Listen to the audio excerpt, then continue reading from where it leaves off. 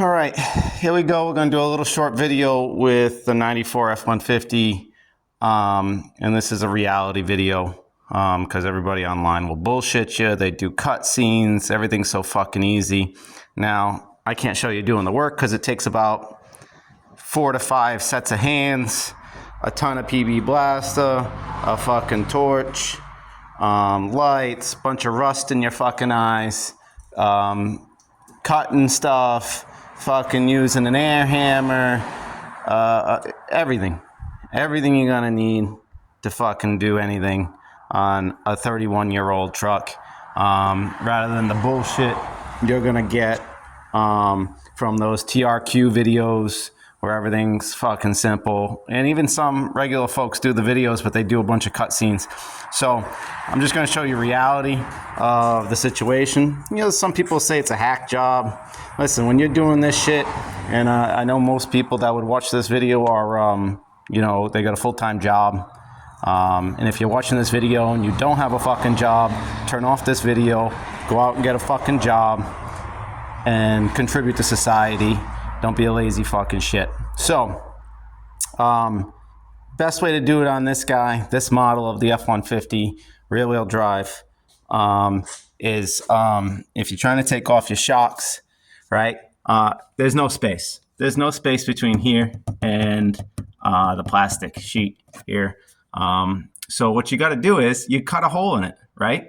Oh, hack job. What are you going to do? The truck's 31 fucking years old. It's got holes everywhere, guys. The truck's got more holes than Swiss fucking cheese. All right.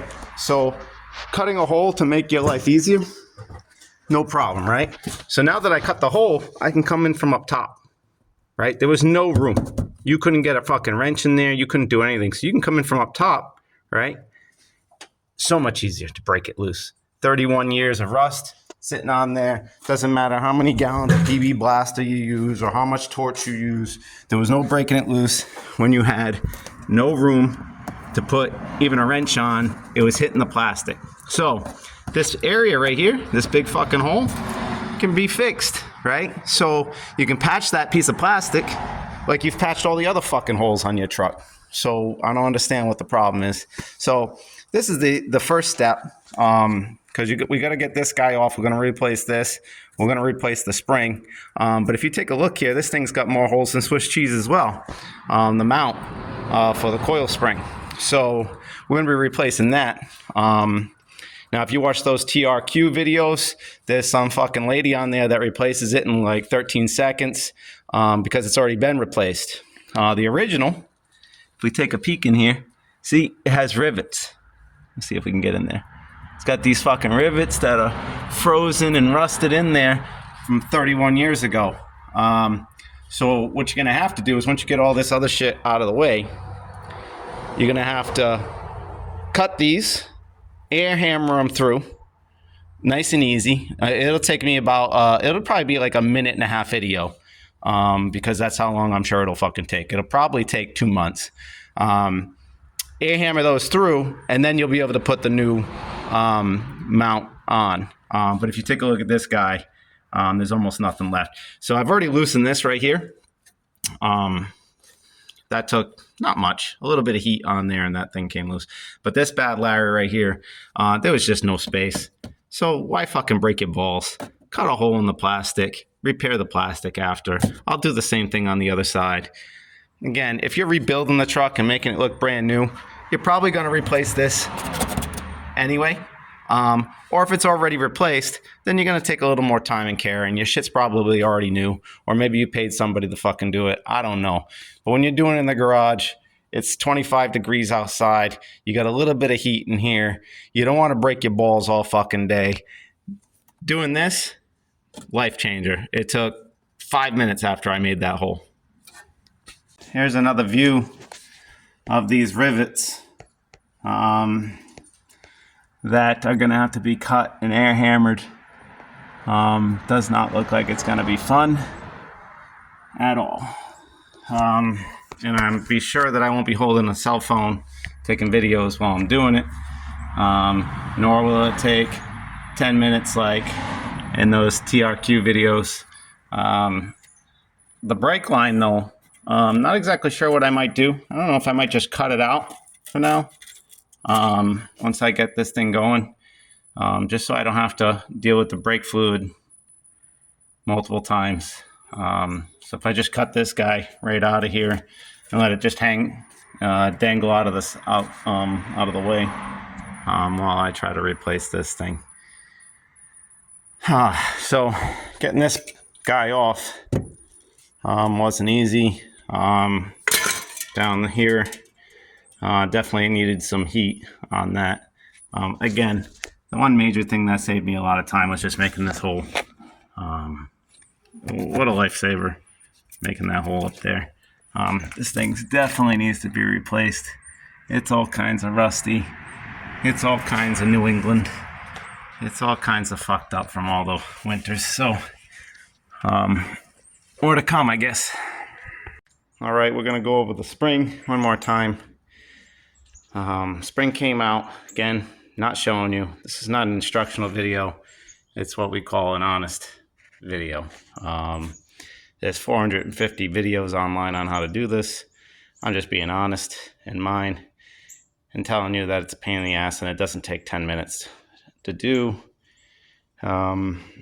So you're gonna need your extension down in through your spring, which will go down here. Your spring will be hanging out. As long as you get this clip off up here, your spring will be hanging.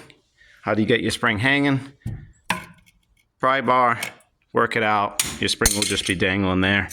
And it'll make it really easy to get your extension down in there. Obviously, before you put your extension down there, you're gonna wanna put your socket on there. No, I'm not telling you the size, because from what I understand in multiple videos, the size varies a little bit by model, by year, by if you're doing a Ford F-150, if you're doing a Bronco, whatever it is. It does seem to vary a little bit, so I don't give a shit to tell you, just figure it out. And then you're gonna need yourself your impact wrench, or impact gun. So you beat away at that for a little while. It actually didn't take long, but I can tell you that this guy here, I'd been shooting PB Blaster on this part here, this guy here, and on the top of the shock and bottom for the better part of, God, a year. Every time maybe once a week, I'd come out, hit it with a little PB Blast, make sure it just stayed like that. Just did that because I knew I wanted to do this project at some point, because this guy here is about to go through the fucking plastic, the next Rhode Island size fucking pothole that I hit. So, I mean, that's it. I mean, it's pretty easy to figure out. The next hardest thing is, again, going to be these guys here. I'm probably going to use my grinder. I'm going to grind these off, and then I'm going to have to air hammer it through. And then the new thing comes with new hardware where you're just going to screw it in, and then, you know, life's a lot fucking easier. Apparently, when they built this, Ford or whomever, I'm sure this is, you know, cross-brand kind of thing, thought that you would never have to replace this, and somehow magically this shit steel would somehow last an eternity. So, although, let's be honest, it lasts a lot longer than today's trucks. Again, this thing's 31 years old, and this is the only side that needs to be replaced, although I'll probably change the other side.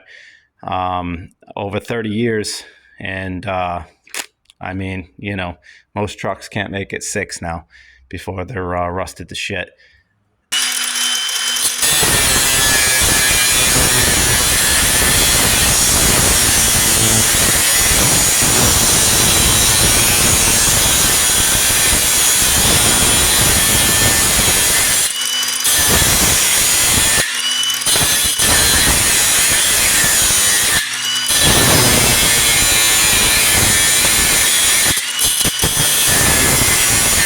Just a quick video here.